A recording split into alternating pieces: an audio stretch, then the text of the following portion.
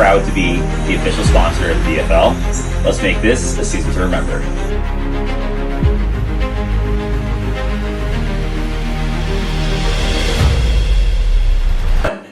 And we are live in the headquarters of one of the league sponsors, Bluestone Brokerage, and we are being hosted by the great Uri Adler, who's not playing in the league, but he said if I want to be a part of the league, I better be a sponsor. And he's all in on the media now, because what we're about to do is we're about to break down each team as we head into the season, which begins in about 2 weeks or so, even less. So we're right around the corner.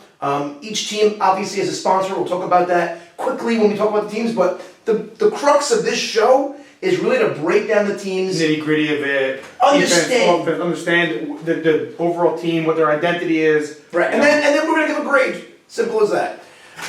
We're going to lead off, and I'm going to let you lead it off also. Just say the team name, and I'll talk about the sponsor, then we'll get into the team. We're starting off with the Deacon Demons, which is Wigs By Gila, sponsored by Wigs By Gila. Wigs By Gila, wig restoration, or wig. Thank you so much to one of their teammates, Jacob Seda. So they do a great job, Wigs By Gila. My wife has used them, and really tremendous, tremendous work. By the way, before we get into this, shout out to NRJ Norman Jamal, who actually brought this concept to light of doing a whiteboard per team. I mean, he didn't invent that wheel, but he definitely brought it to the forefront, and I'm just tapping right into that. NRJ, I love you. Shout out, NRJ. This team is captained by Buka.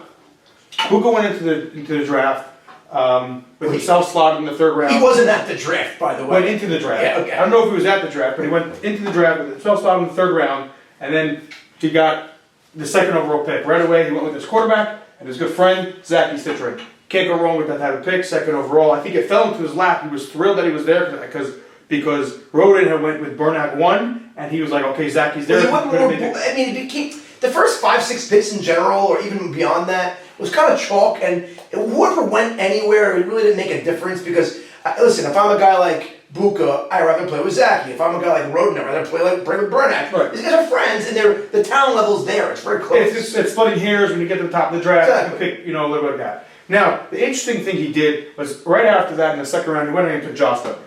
Okay. Now we know that Jocelyn is a fantastic player, but what it does is when you go ahead and you take a lineman, essentially a lineman, that early, yeah, he's an impact player. It handicaps this because what happens is Buka himself is the end of the third round. He didn't get a choice at a wide receiver of his choice himself until the fourth round. However, that being said, he definitely made up for it by getting a guy that definitely slid in this draft, which is Bijou, and it's mainly because he was missing a few weeks on the board. So maybe they noticed something that everyone else didn't know, but I do believe he's missing a few weeks, and a guy of that ilk, that caliber, usually goes the top 2-3 rounds, so he made up for it. Yes, you're right. He did make, I don't want to call it a reach, because it's always a money ball contest. It's not a reach. It's not a reach. It's just you have to go into the draft saying, I'm taking this guy, and therefore my draft strategy changes to this. Okay? This whole thing right here is called defense.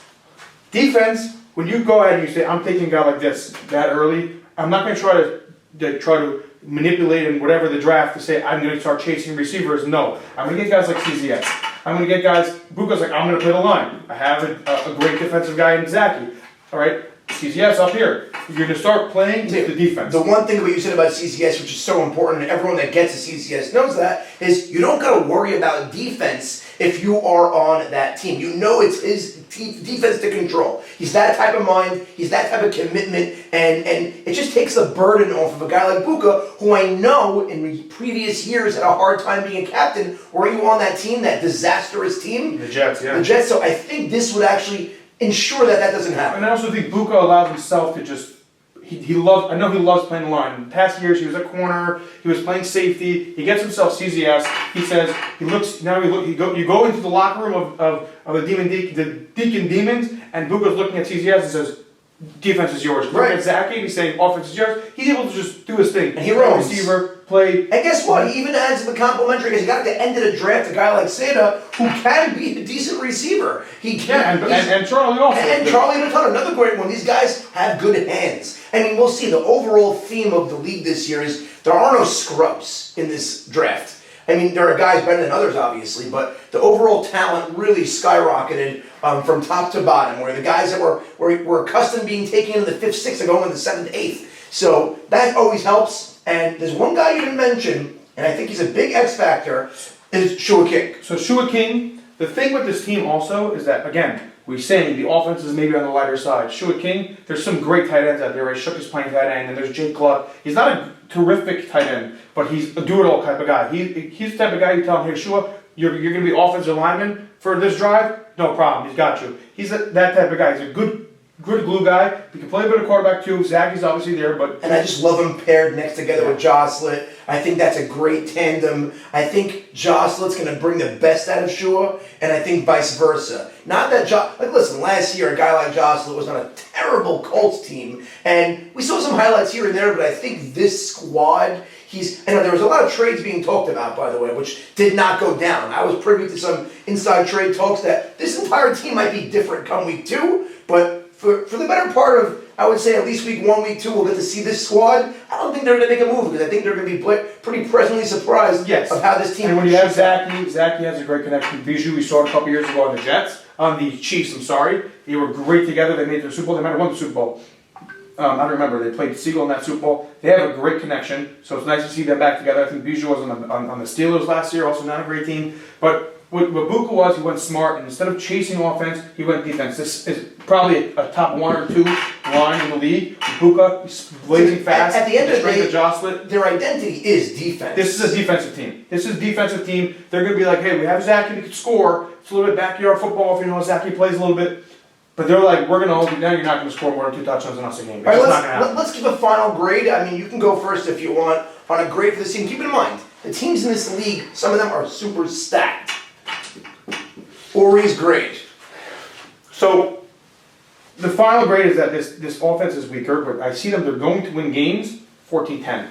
I don't know if you get 10, but like the NFL wise, it's 10. 14-10, you're going to see sacks. You're going to see a lot of sacks. You're going to see, nitty-gritty game. They're not going to be the quote-unquote flashy team. I don't think you're going to see a lot of flashiness of great catches. And this is going to be a lot of like, hey, get Buka screens, let him run. That's what the offense is going to look like. Zachy, a run. So, more of a work-held type. It's not going to be one of those teams where you're like, oh, it's so exciting to watch. But at the end of the day, they're going to win games. And with this type of defense, when you have corners like Zachy, and you have CZS, and you have this type of line, this, to me, is a little bit of a question mark because neither of them are speeding fast. So if you go line up against really fast receivers, you might have a little bit of an issue over here on defense. But to me, this Baton is a lot faster than you think, and they can mix and match him with Seda as that third corner. They could, but to me, because they have this type of line, the speed of receivers getting downfield, they're not going to have the time. Yeah, that limits it. This gets, 3-2-1, and they're in there. And that's it. And then these receivers gives guys like this, right? It gives them a little more leeway. They can play a little bit. It gives them more comfort. But for me, this team is a solid team. It's definitely a playoff team. It just matters about how much can this offense give, and if it can give just enough, it seems a B. So you're giving it a B. I think you're being a little gracious on the grading, and I'm not that far off from you. So we're gonna give the Sam grade over here. I think they are a playoff team. I mean, that's not really saying that much because you have to be just above average to be a playoff team in the format.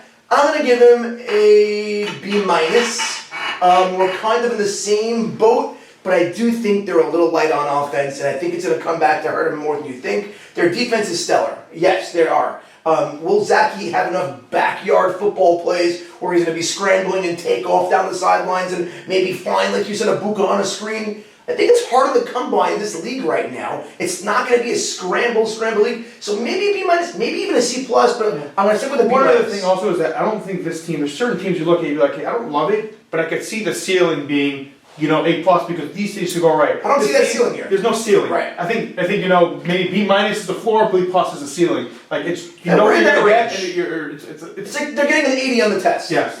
Yeah, they're passing the test, but they're getting an 80 every time. But can they get hot in the playoffs? We see anything can happen. Listen, at the end of the day, defense does win. We saw that. Anything can happen, but it doesn't look like that type of team because at the end of the day, you have to score points. And they don't really have a true number 1 receiver here. I mean, Buka's good. He's fast. Yeah, he's not going to be solid too. Really, he's a very solid receiver, but he's not. I got you. Look at the receivers in the top round. You look at Sammy Schwecki and these guys like Momo. They're not They're there. next level. Correct. They're next They level. don't have that type of guy. So they're looking with a lot with Zacky's legs and his athletic ability I think- and defense. I think we were pretty fair and pretty spot on. I mean, only time will tell on the gridiron, and that will wrap up our first team, Wigs by Gila, Deacons. the Deacon Demons. Deacon Demons, what did I say? Deacon- Demon Deacons? Demon All right. Deacon Demons brought to you by Wigs by Gila.